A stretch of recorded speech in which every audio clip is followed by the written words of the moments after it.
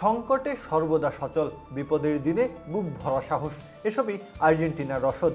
সেমিফাইনালে যে তারা এসেছিল, ফাইনালে পা রাখলো, এটা আর্জেন্টিনা না হয়ে যদি অন্য কেউ হতো তবে গল্পটা দাড়ি টেনে দিত রাউন্ড অফ 32তেই।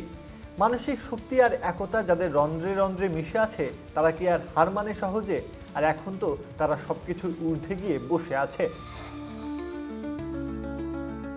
গত ৫-৬ বছরের ধারাবাহিক সাফল্য আর্জেন্টিনাকে এমন এক মানসিকতা গড়ে দিয়েছে যেখানে ম্যাচ যত কঠিনই হোক তারা বিশ্বাস হারায় না।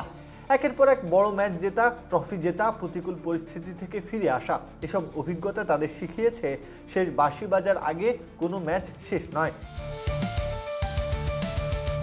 একটু পেছনে ফিরে যাওয়া যাক। গ্রুপ পর্বে উঠতে থাকা আর্জেন্টিনার সামনে নকআউটে হিমালয় সম বাধা হয়ে দাঁড়িয়েছিল কেপ ভার্দে।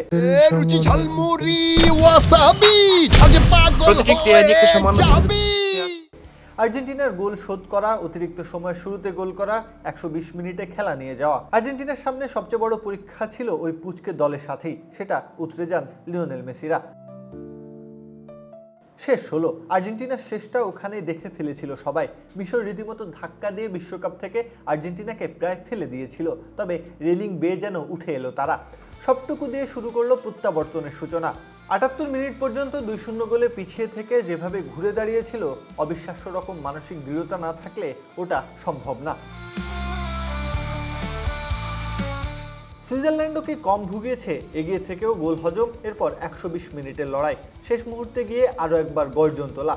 প্রতিটা মুহূর্তে তারা বিশ্বাস করেছে, প্রতিটা মুহূর্তে তারা নিজেদের একই সুরে গেঁথেছে। ইংল্যান্ডের বিপক্ষে তো আর্জেন্টিনাকে হিসাবের বাইরে পাঠিয়ে দিয়েছিলেন অনেকে, সেটাই অবশ্য স্বাভাবিক ছিল।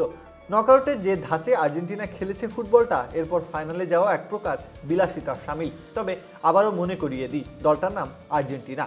৮৫ মিনিট পর্যন্ত ১-০তে পিছিয়ে থেকে ৬ মিনিটের ব্যবধানে লিড নিয়ে ম্যাচ জেতা, এটাকে আপনি কি বলবেন?